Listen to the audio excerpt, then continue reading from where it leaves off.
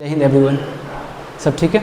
आइए आज पढ़ते हैं 1813 के चार्टर एक्ट के बारे में, ठीक है। जहाँ पे 1813 के चार्टर अधिनियम के बारे में पढ़ेंगे, उसके बाद 1833 के चार्टर अधिनियम के बारे में पढ़ेंगे और इसके पहले हम 1784 के पिट्स इंडिया एक्ट के बारे में पढ़ चुके थे। तो इसके आगे का टॉपिक है जहाँ पे हम लोग अभी तक पढ़ रहे थे बैकग्राउंड ऑफ इंडियन कॉन्स्टिट्यूशन पढ़ रहे थे कि इंडियन कॉन्स्टिट्यूशन की गठन कैसे हुई। देखो, जितनी पढ़ाई हो रही है, जितना भी हम लोग पढ़ रहे हैं, इसी से कुछ लेकर इंडियन कॉन्स्टिट्यूशन का निर्माण की गई है, ठीक है। मतलब कुछ एक्ट कहीं से कुछ और उठाया गया है, कुछ कहीं और से उठाया गया है, ठीक है। तो इसीलिए बैकग्राउंड हम लोग पढ़ रहे हैं, मेन कारण यही है, ठीक है। जब हम लोग पढ़ते हैं 1813 के चार्टर अधिनियम के बारे में। 1813 के चार्टर अधिनियम के बारे में बात करते हैं। जब 1813 के चार्टर अधिनियम आया था तो इसके अंतर्गत 20 साल के लिए इंडियन टेरिटरी और revenue, Indian territory and revenue पर किसको अधिकार दे दिया गया? ब्रिटिश ईस्ट इंडीज़ कंपनी जो थी उसको अधिकार दी गई, ठीक है। जो ब्रिटिश ईस्ट इंडीज़ कंपनी, मतलब ये बात कर रहा है, हम लोग बात कर रहे हैं ब्रिटिश पार्लियामेंट के बारे में बात कर रहे हैं। जो ब्रिटिश संसद थी, ब्रिटिश संसद ने इसे ब्रिटिश ईस्ट इंडीज़ कंपनी को उसे 20 साल के लिए इंडियन टेरिटरी एंड रेवेन्यू पर उनको अधिकार दे दिया गया कि 20 साल तक आप इस पर अपना लॉज बनाए, अपना जो भी कानून है, जो भी लॉज है, उसको बनाने का अधिकार दिया गया, ठीक है।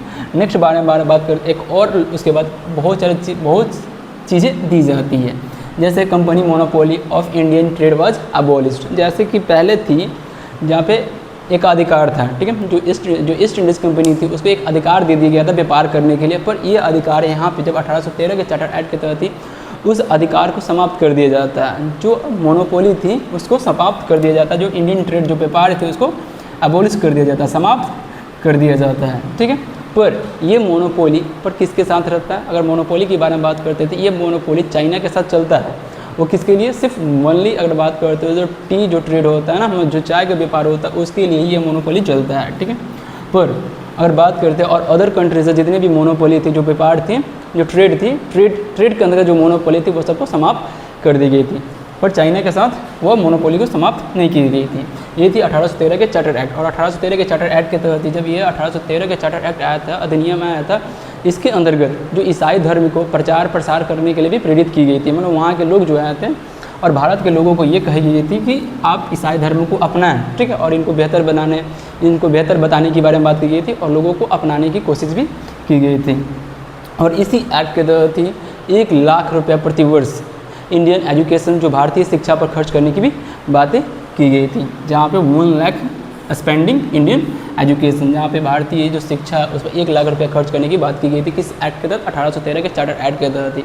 अगर इसी के बारे में बात करते हैं तो ये एक इम्पोर्टेंस क्वेश्चंस के रूप में भी आता है, ठीक है। इम्पोर्टेंस क्वेश्चंस के रूप में भी आता है, क्योंकि अगर ये क्वेश्चंस बहुत बार पूछा हुआ है कि किस एक्ट के तहत ही भारतीय शिक्षा पर 1 लाख रुपया प्रति वर्ष खर्च करने की बात की गई थी, तो वो एक्ट थी 1813 के चार्टर अधिनियम के तहत ही। 1813 के चार्टर अधिनियम के तहत ही प्रति वर्ष 1 लाख रुपया शिक्षा खर्च करने की बातें की गई थी। वहीं पर बारे में बात करते हैं तो 1833 के एक चार्टर अधिनियम आता। इस अधिनियम की अगर बात करते हैं तो इस अधिनियम के अंतर्गत बहुत चीज़ें लाई गई थी, जहाँ पे बजट के बारे में बात की गई थी, ठीक है। बजट क्या होता है? तो यहाँ पे जो गवर्नर जनरल है, इनको गवर्नर जनरल को ये अधिकार दिया गया कि पूरे भारत के लिए, ठीक है, गवर्नर जनरल को ये अधिकार दिया गया है कि पूरे भारत के लिए क्या है, बजट को पेश किया जाए, ठीक है। पहले जो बजट पेश होती थी बंगाल के लिए होती थी, ठीक है।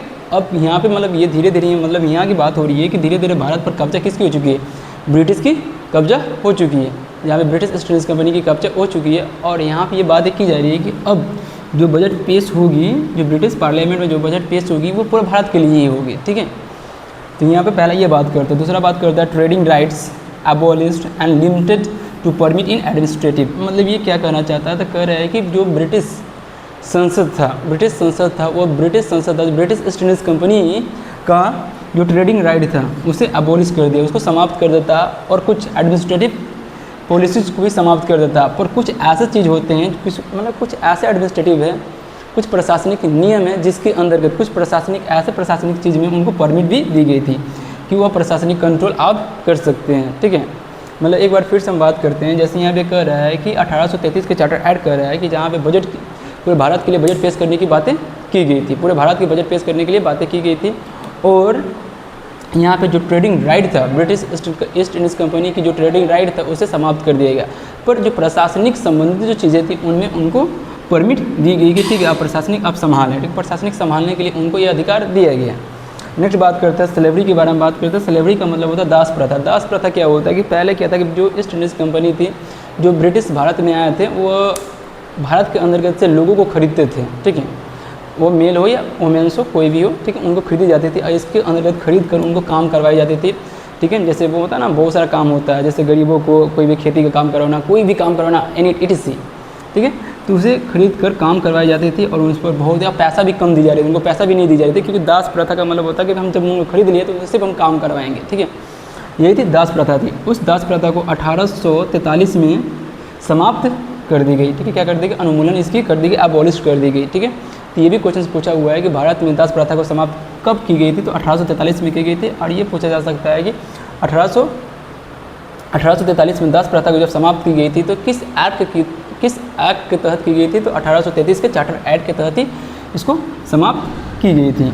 नेक्स्ट बात करते हैं जहाँ पे participate at the administrative Indian rights, मतलब ये कह रहा है कि जैसे हमने बात करी थी कि ब्रिटिश ईस्ट इंडीज़ कंपनी को ये अधिकार दिया जाएगा, प्रशासनिक के अंतर्गत उनका अधिकार दी गई थी कि प्रशासनिक के अंतर्गत आप ब्रिटिश ईस्ट इंडीज़ कंपनी ही है क्या करेगा, उसको संभालेगा।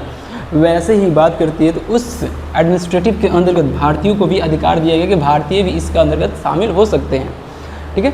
भारत को संभालने के लिए मतलब जो ब्रिटिश ईस्ट इंडीज़ कंपनी थी उसके अंतर्गत भारत के लोग भी अब शामिल हो सकते हैं। अब वो एक शामिल कैसे हो सकते हैं, एग्जाम के थ्रू हो सकते हैं, चाहे पैरवी के थ्रू हो सकते हैं, मतलब जिस पॉलिसीज के तहत वो उसमें उसके अंतर्गत इंक्लूड हो सकते हैं, ठीक है।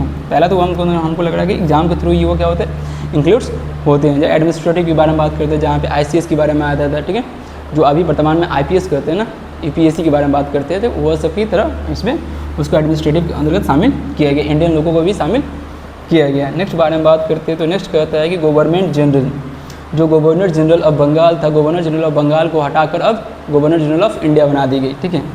गवर्नर जनरल ऑफ बंगाल का पद को समाप्त कर दिया गया और गवर्नर जनरल ऑफ इंडिया बनाया गया। गवर्नर जनरल ऑफ इंडिया जो थे प्रथम थे वह थे विलियम बेंटिक। वो कौन थे, विलियम बेंटिक थे।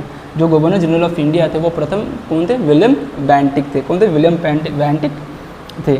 अब इस एक्ट के तहत के बारे में बात करती है कि ये एक्ट है जो 1833 के चार्टर एक्ट है, इस एक्ट के तहत ही जो मोनोपोली थी, हम 1813 के चार्टर एक्ट के तहत एक मोनोपोली को छोड़ दिया था जहाँ पे वह अपनी व्यापार चल रही थी।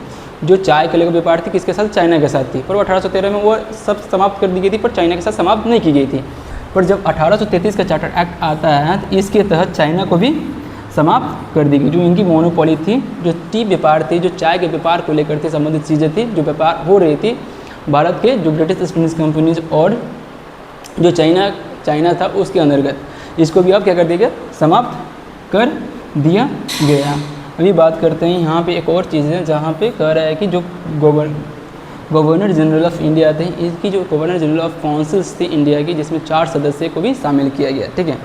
इसमें 4 सदस्य, पहले जो सदस्य की संख्या थी 3 थी, अब इसमें 1 सदस्य बढ़ा दी गई, ठीक है। यही थी हमारा 1833 के चार्टर एक्ट थी। यह सिंपल टॉपिक्स हैं जहाँ पे हम लोग 1813 के चार्टर एक्ट और 1833 के चार्टर अधिनियम के बारे में पढ़े और कुछ जाने, ठीक। हमको देखने से लग रहा होगा कि आप सिंपल से ये चीज़ें समझे होंगे, कोई हार्ड बड़ी टॉपिक्स नहीं है, ठीक।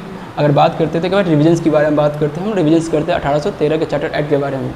अगर बात करते हैं 1813 के चार्टर एक्ट के बारे में बात करते हैं तो इसमें 20 साल के लिए ब्रिटिश ईस्ट इंडीज़ कंपनी को इंडियन टेरिटरी और रेवेन्यू राजस्व को लेकर उनको अधिकार दे देगी कि इस पर कंट्रोल कौन करेगा, ब्रिटिश ईस्ट इंडीज़ कंपनी करेगी। वही बारे में बात करते हैं, मोनोपोली को भी अधिकार दिया गया, ठीक है, ट्रेड के अंतर्गत, ठीक है। वही बात करते हैं चाइना और टी ट्रेड को लेकर, जहाँ पे मोनोपोली को समाप्त नहीं की गई।